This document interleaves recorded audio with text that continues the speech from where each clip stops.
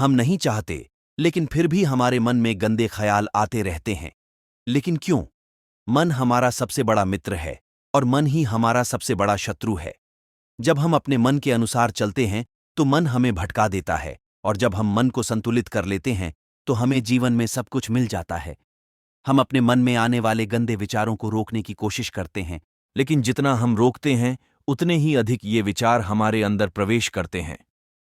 आप किसी चीज से जितना दूर भागेंगे वह चीज उतनी ही ज्यादा आपके पास आएगी, इसलिए उस चीज से दूर न भागें, बल्कि उस पर संतुलन बनाए रखें। एक बार एक युवक गौतम बुद्ध के पास आया और गौतम बुद्ध से बोला, हे बुद्ध, मेरे मन में इतने गंदे विचार क्यों आते हैं? मैं नहीं चाहता कि मेरे मन में गंदे विचार आएं, लेकिन वासना के विचार हमेशा मेरे मन में चलते रहते हैं और मैं उनके बारे में सोच सोचकर बहुत परेशान रहता हूं। ये सब सोचने में मेरी ऊर्जा और समय बर्बाद होता है, और इन्हीं सब विचारों के कारण मैं कभी कभी शांत नहीं रह पाता और हमेशा महिलाओं को देखकर मोहित हो जाता हूं। खुद को रोक नहीं पाते। बुद्ध मुस्कुराए और उन्होंने उस युवक से पूछा, क्या तुम जानते हो कि यह वासना क्या है? तब लड़के ने जवाब दिया और कहा, बुद्ध, मुझे नहीं पता वासना क्या है, लेकिन हां, जो भी है ये बहुत बुरी बात है। तब बुद्ध ने उस युवक से कहा, सबसे पहले तुम्हें यह समझना होगा कि जो कुछ भी हमारे अंदर स्वाभाविक रूप से है वह बुरा नहीं है। इसकी हमारे जीवन में किसी न किसी रूप में आवश्यकता पड़ती है।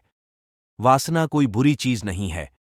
यह हमारे मन की एक भावना है जो हमें किसी न किसी चीज की कमी का एहसास कराती है, और फिर हम उस चीज को पाने के लिए उस चीज की ओर आकर्षित हो जाते हैं।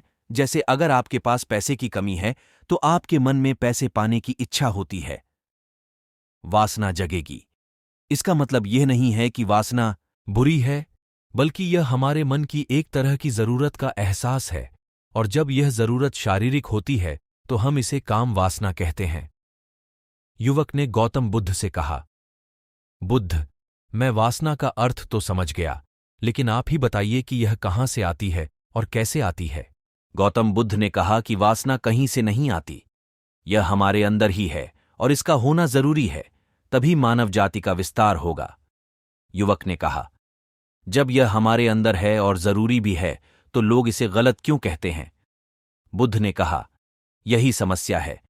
लोगों ने वासना के बारे में गलत सोच रखी है। वे इसे छुपाने और दबाने की कोशिश करते हैं। वासना गलत नहीं है, लेकिन वासना का गलत तरीके से उपयोग करना गलत है। लोग जो पसंद करते हैं उसके लिए जीना शुरू कर देते हैं और हर समय उसी के बारे में सोचते रहते हैं, लेकिन यह सब गलत है। बुद्ध ने युवक से कहा, क्या तुम्हें पता है कि जानवर भी सेक्स करते हैं? युवक ने उत्तर दिया, हां, बुद्ध, जानवरों में भी वासना होती है, क्योंकि जानवर भी अपनी पीढ़ी को आगे ले जाएंगे। बुद्ध ने कहा, तो फिर हम जानवरों की वासना को गलत क्यों नहीं कहते? युवक ने कहा, मैं नहीं जानता महात्मा, आप ही बताएं। गौतम बुद्ध ने कहा था कि जानवर अपनी वासना का उपयोग सुख के लिए नहीं करते, वे अपनी वासना का उपयोग केवल संतान प्राप्ति के लिए करते हैं। प्रकृति ने जानवरों को इतनी समझ नहीं दी है कि वे वासना को अपनी खुशी का आधार बना सकें, जबकि मनुष्य अपनी समझ के आधार पर प्रकृति में पाई जाने वाली हर चीज का उपयोग अपनी खुशी के लिए करता है। हम इंसानों ने काम और वासना को अपनी खुशी का जरिया बना लिया है, जबकि प्रकृति ने हमें अपने वंश को आगे बढ़ाने के लिए दिया है, लेकिन मनुष्य ने इसे अपने जीवन का अंतिम लक्ष्य बना लिया है, और वासना को बेलगाम होने देना गलत है। हम हावी क्यों हैं, यह बेलगाम क्यों हो जाता है? तब गौतम बुद्ध ने कहा, अब जो मैं तुम्हें बताऊंगा उसे सुनो, ध्यान से सुनो। तुम्हें वासना का पूरा खेल समझ में आ जाएगा। तुम्हें तुम्हारे सभी सवालों के जवाब मिल जाएंगे। तुम्हें बस ध्यान से सुनकर समझना होगा। तब गौतम बुद्ध ने उस युवक से कहा, एक समय की बात है, गुरु और उनके शिष्य एक आश्रम में रहते थे। शिष्य प्रतिदिन दीक्षा लेने के लिए आश्रम से बाहर गांव में जाते थे। जो शिष्य भिक्षा लेने के लिए गांव में जाता था, रास्ते में एक नदी पड़ती थी, जिससे होकर वह प्रतिदिन भिक्षा लेने के लिए जाता था। एक दिन उसने एक लड़के को पेड़ के पीछे छुपे हुए देखा। वह लड़के के पास गया और पूछा, भाई, तुम इस पेड़ के पीछे छिपकर क्या देख रहे हो? लड़के ने कहा, अरे, क्या तुम्हें वह नहीं दिख रहा जो मैं देख रहा हूं? उसकी नजर नदी पर पड़ी तो वहां कुछ लड़कियां पानी भर रही थीं। लड़कियां 14-15 साल की होंगी। तब शिष्य ने लड़के से कहा, अरे भाई, वहां तो लड़कियां पानी भर रही हैं, इसमें छिपने की क्या बात है? तभी लड़का शिष्य की ओर देखता है और उससे कहता है, अरे मूर्ख, क्या तुम देख नहीं सकते कि मैं क्या कर रहा हूं? वे परियां नदी से पानी कैसे खींच रही हैं? जरा उसके भावों को देखो, उसके कोमल शरीर को देखो, बर्तन उठाते समय उसकी पतली कमर कैसे लचकती है और उसके बाल उसकी कमर पर ऐसे लहरा रहे हैं मानो सुंदरता बिखरी हुई हो। शिष्य फिर से नदी की ओर देखता है और इस बार वह देखता ही रह जाता है। अब तक उसे कुछ भी दिखाई नहीं दे रहा था और वह बिल्कुल निडर था। उसे किसी बात का डर नहीं था, लेकिन अब वह छिपने लगा और उन लड़कियों को ऐसे देखने लगा जैसे उसने कोई अपराध किया हो, और जब वह छिपकर उन लड़कियों को देख रहा था तो वह अंदर से कांपने लगा। और उसने कहा कि यह मैं हूं। मैं क्या कर रहा हूं? मैं जो कुछ भी कर रहा हूं वह सही नहीं है। मुझे यहां से चले जाना चाहिए। और फिर वह जल्दी से चला जाता है। फिर वह आश्रम पहुंचता है। आश्रम में जाकर वह अपने काम में व्यस्त हो गया, लेकिन जो उसने अभी देखा था वह बार बार उसकी आंखों के सामने आ रहा था। उसके दिमाग में वही दृश्य घूम रहा था। यही देखने को उसका मन ललचाया। उसका किसी भी काम में मन नहीं लगता था। वह प्रतिदिन सुबह सुबह भिक्षा लेने के लिए आश्रम से निकल जाता था और नदी के पास स्थित एक पेड़ के पास जाता था, जहां वह लड़का पहले से ही मौजूद होता था और छिपकर अपने साथ लड़कियों को देखता था। अब वह प्रतिदिन ऐसा करने लगा। उसका मन अब किसी काम में नहीं लगता था। वह सदैव किसी न किसी विचार में डूबा रहता था। वह आश्रम का कार्य भी ठीक से नहीं कर पा रहा था। वह न तो ठीक से सो पाता था और न ही ठीक से खा पाता था। उसका मन बेचैन था। उसका मन बार बार उन लड़कियों की खूबसूरती देखने को ललचाता था। जब गुरु भिक्षा दे रहे थे तब भी उनका मन किन्हीं अन्य विचारों में खोया हुआ था।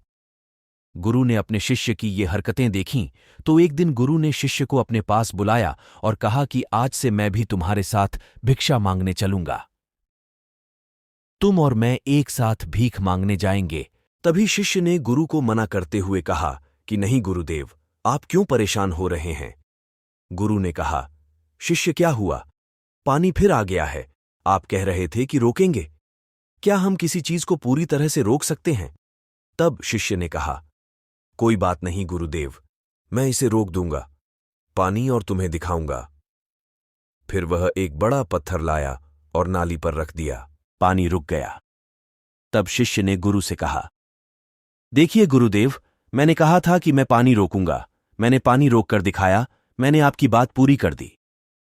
गुरु मुस्कुराए और बोले, अच्छा, ध्यान से देखो, पानी रुक गया है। क्या? ये पीछे नाली को तोड़कर बाहर आ गया है और अगल बगल से बह रहा है। और ध्यान से देखिए, यह इस पत्थर के सामने भी आ गया है और यह पानी अपना रास्ता बदलकर फिर से आगे की ओर बह जाएगा। फिर कुछ देर बाद वही हुआ। तब गुरु ने शिष्य को समझाया, आपके साथ भी ऐसा ही हो रहा है। आप बार बार प्रयास कर रहे हैं और अधिक प्रयास कर रहे हैं, लेकिन हर बार आपका प्रयास टूट रहा है और टूटता ही रहेगा। यह पत्थर तुम्हारा पुरुषार्थ है और यह जल तुम्हारा विचार है। चाहे आप कितना भी बड़ा पत्थर रख दो, पानी अपना रास्ता ढूंढ ही लेगा। यह देखकर शिष्य ने पूछा, हे गुरुदेव, क्या कोई रास्ता नहीं है जिससे मैं गंदे विचारों से बाहर निकल सकूं? गुरु ने कहा, एक रास्ता है। यह पानी जिस नदी से आ रहा है, आप केवल वहां से इस पानी का मार्ग बदल सकते हैं। गुरु शिष्य को एक नदी के पास ले गए जहां से पानी उस बगीचे में आ रहा था। गुरु ने शिष्य से कहा, इस नदी से पानी जा रहा है। जहां से बगीचे में पानी जा रहा है, अगर हम उसका रास्ता रोक दें तो क्या हम पानी नहीं रोक सकते? शिष्य ने कहा, हां गुरुदेव, ऐसा अवश्य हो सकता है। मैं यहां से इस पानी को बंद कर देता हूं। फिर सामने नाली में पानी नहीं जाएगा और फिर बगीचे में पानी नहीं जाएगा। तब गुरु ने कहा, शिष्य, यदि बगीचे में पानी ही नहीं रहेगा तो पेड़ पौधों को पानी कहां से मिलेगा? उन पेड़ पौधों को पानी की जरूरत होती है। तब शिष्य ने सोचा और कहा, यह बात मेरे दिमाग में कभी नहीं आई। इस पानी का बगीचे में जाना भी जरूरी है, गुरु ने कहा। और उनमें से कुछ पेड़ पौधे ऐसे भी हैं जिन्हें रोजाना पानी की जरूरत होती है। वे सूख कर मर जाएंगे, हमें पानी खोलना पड़ेगा।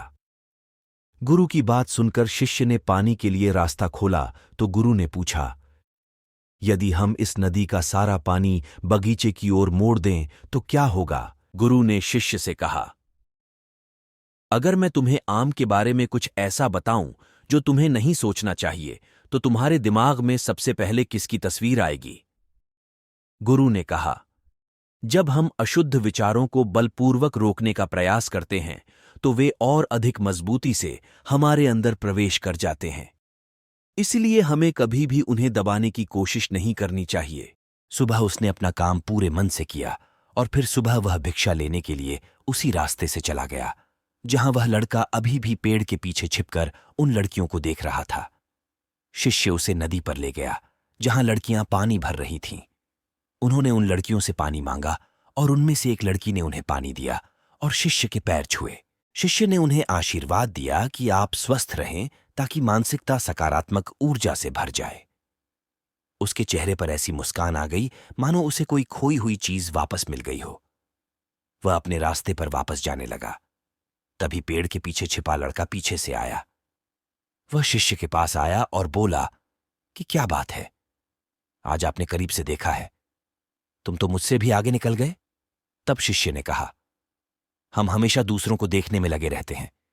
किसी ऐसे व्यक्ति को बताएं जो आपको पसंद हो। अगर वह भी तुम्हें पसंद करती है तो शादी कर लो और उससे पहले तुम कुछ बन जाओ। अपने आप को पहचानें, इस तरह अपना समय बर्बाद न करें। फिर वह लड़का उस शिष्य से रोज मिलने लगा और उसने उस लड़के को नदी पर न जाने के लिए प्रेरित किया और फिर वह लड़का अपने जीवन में कुछ बनने के लिए संघर्ष करने लगा। तो देखा आपने, संगति का असर क्या होता है। अपनी संगति बदलो, अपने विचार बदलो। गुरु ने शिष्य से पूछा, क्या तुम्हें तुम्हारे सभी प्रश्नों के उत्तर मिल गए? तब शिष्य ने कहा, हां महात्मा जी, धन्यवाद। तब गुरु ने शिष्य से कहा कि जब तुम्हारे मन में गंदे विचार आएं तो खुद को दोषी मत मानना। यह शरीर है और यह सब इसने हजारों वर्षों से सीखा है। यह सिर्फ आपके सोचने या शपथ लेने से टूटने वाला नहीं है, बल्कि आपके पास वह शक्ति है, वह ऊर्जा है जिसका आपको संतुलन में उपयोग करना है। आप एक जीवित ऊर्जा हैं जो कुछ भी अनुभव करने के लिए स्वतंत्र है। इसलिए आप स्वयं को जानते हैं। इस कहानी से हमें यह सीख मिलती है कि हमारे विचार बहुत महत्वपूर्ण हैं। हमारे विचार ही हमारे भविष्य की दिशा तय करते हैं। हमें अपने मन में पूरी ताकत से सकारात्मक विचारों को अपनाना चाहिए ताकि हम सही दिशा में आगे बढ़ सकें। ऐसे ही और वीडियो देखने के लिए हमारे चैनल को सब्सक्राइब जरूर करें।